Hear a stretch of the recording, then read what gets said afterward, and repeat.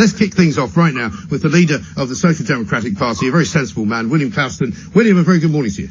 Great to be back, thanks. Thank you very much indeed. You know, I was thinking over the weekend as I watched with some trepidation and horror these kind of running street battles, I thought, you know, what we don't need is for me to come on Monday morning and start to take sides. What we don't need is for me to come in and go, well, of course, if the police had done what they were supposed to do last weekend, we wouldn't have seen what we saw this weekend.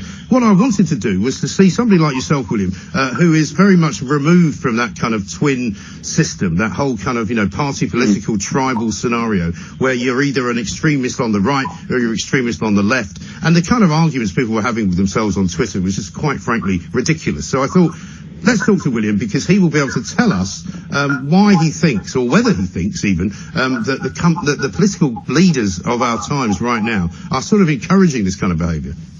Well, some of them have an incentive to stoke it up. I mean, certainly the Labour Party's been playing ID politics for years now, and that's, in a way, that's their base, so they talk it up.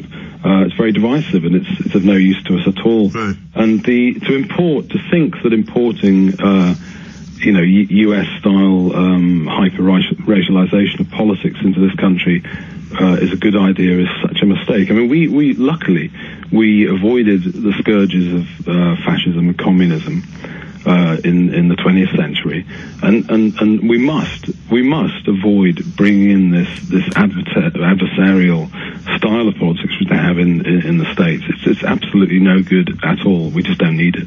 Well, we really don't. I've watched with incredible sort of incredulity over the course of the last couple of years the way America has gone. And every now and again on social media you see these kind of running battles in the streets between, you know, the black-clad Antifa brigade, the veterans of American war scenarios. And I just think to myself, you know, I lived in America for 10 years. I never saw that. There was that polarization was not there. But we now see it in almost every city of America. And, you know, what I don't want is to see that happening here. No, and there are three things. I mean, as Social Democrats, there are three things that we would advise people to do.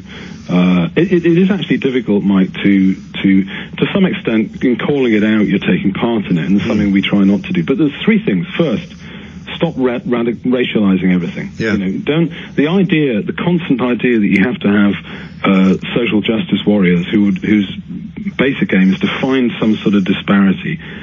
That's the first thing, and then attribute it to racism. Yeah. And then to demand sort of correction. A lot of these people are really quite infantile, and it's very dangerous. So one of the things they've got to realize is that in any multi-ethnic, multiracial society, there will be differences. There really will. And we should celebrate those differences, right? Yeah, we should. I mean, some needs to be challenged, but you know, there will be differences, and actually getting along with each other. What they forget, and I wish some of the Conservatives would understand this as well, is that getting along with each other requires a concept, an idea, and the idea is civilized toleration of differences. Yes. You cannot, you know, that's a precondition for a peaceful society. We will not remain a peaceful society if people constantly radicalize things and sensationalize things. And I have to say, you know, the tragedy in Minneapolis, there's been a lot of opportunism in this, Mike. You know, there's been a huge amount of opportunism. And, you know, my old school, Scarborough College, used to have, in the 50s and 60s, used to have 10 school rules. And the 10th school rule was any breach of common sense is a breach of the school rules. Really? Yeah. What a great idea. Can we bring that back, please? Well, we should. And you've got to, I mean, both sides. I'm not going to, I mean, you know, there's probably were mistakes made in policing and so on, you know, but the idea that if you're a BLM activist on the streets of London and that throwing bicycles or bottles at the police is in the interests of the welfare of black citizens in this state, get off it. That's nonsense. Right. And it's a sheer, I mean, these people will not survive any sincerity test. No.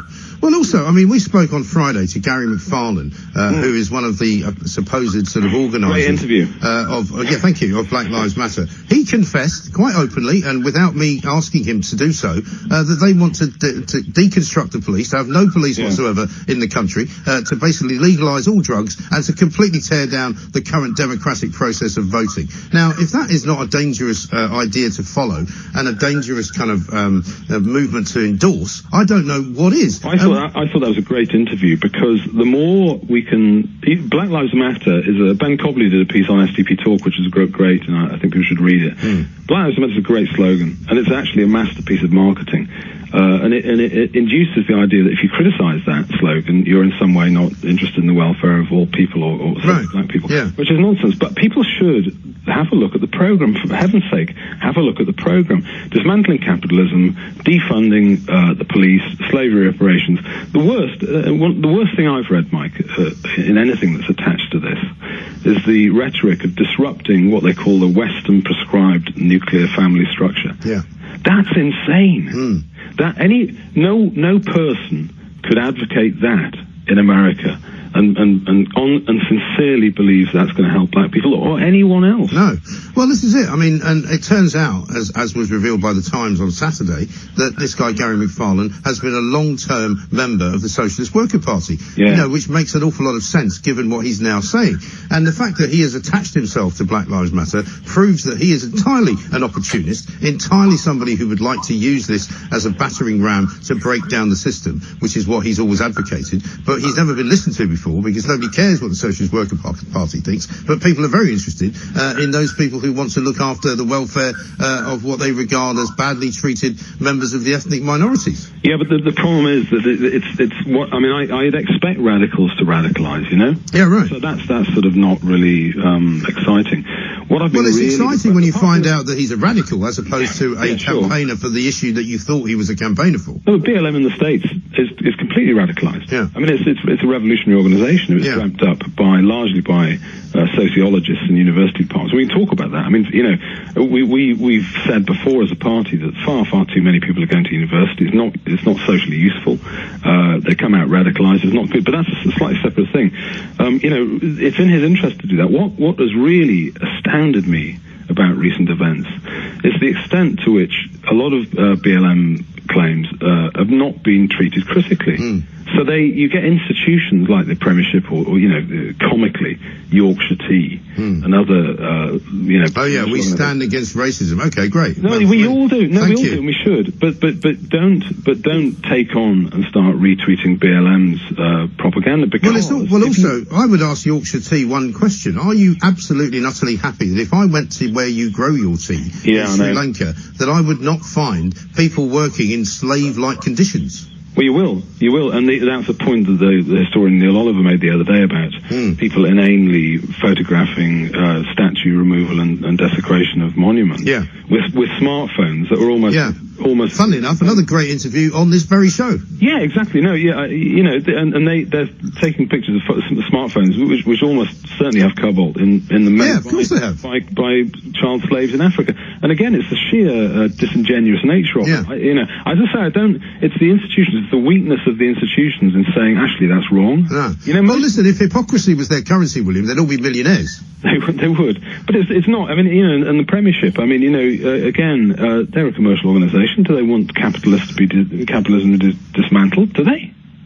You know. Well, it would come as a bit of a surprise to the players who are on £350,000 a week that, we're going to go back to actually communist values and we're going to pay you just enough for you to eat and feed your family. So that amounts to about £50 a week. Thanks very much. Yeah. No, but it does have... You have to take the Lamborghini back. That'll come as a surprise.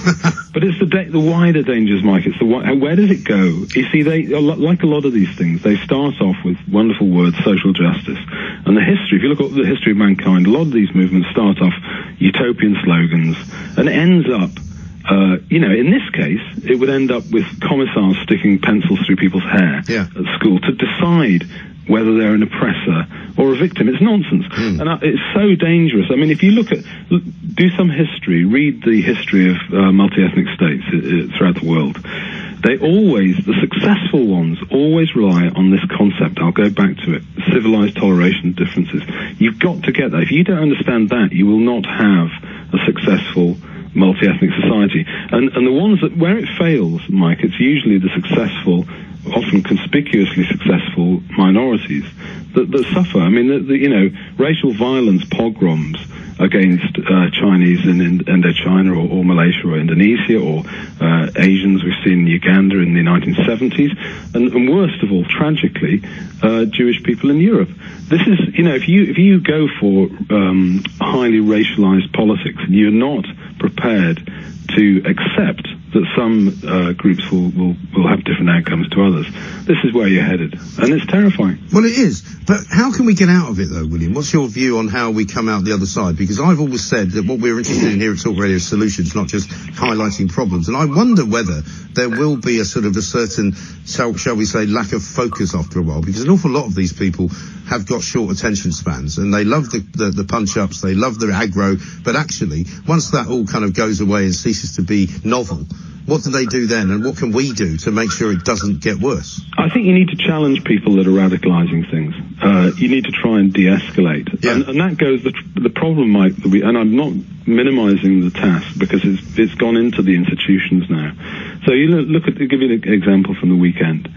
The Bishop of Dover does a speech down there, I think it was in Canterbury, talking about a racism pandemic. That's untrue. Well, of course it's untrue. And what you should have a look at is have a look at the British Social Attitudes Survey and look at the decline in racist attitudes from the 50s, 60s, 70s and onwards. It's been wonderful.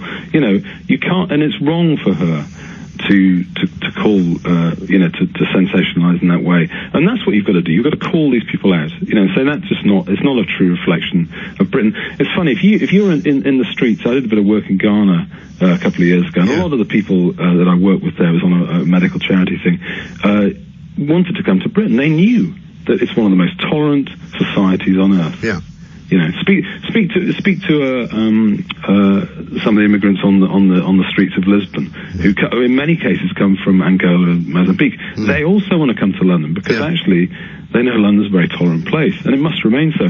So I think you've got to call it out, and people have got to be stronger in that. But I also think you've got to deal with causes, not symptoms. I mean, a lot of the very simplistic attitudes, you get a sort of childlike view, there's a disparity, it must be because of racism. No, have a look at the ONS data.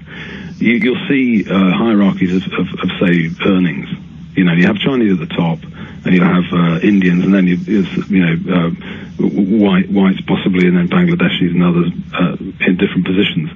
To say that's all to do with racism, it actually, at first, it doesn't agree with the figures, because it can't account for that. But you're making no account of culture, practices, beliefs, and class.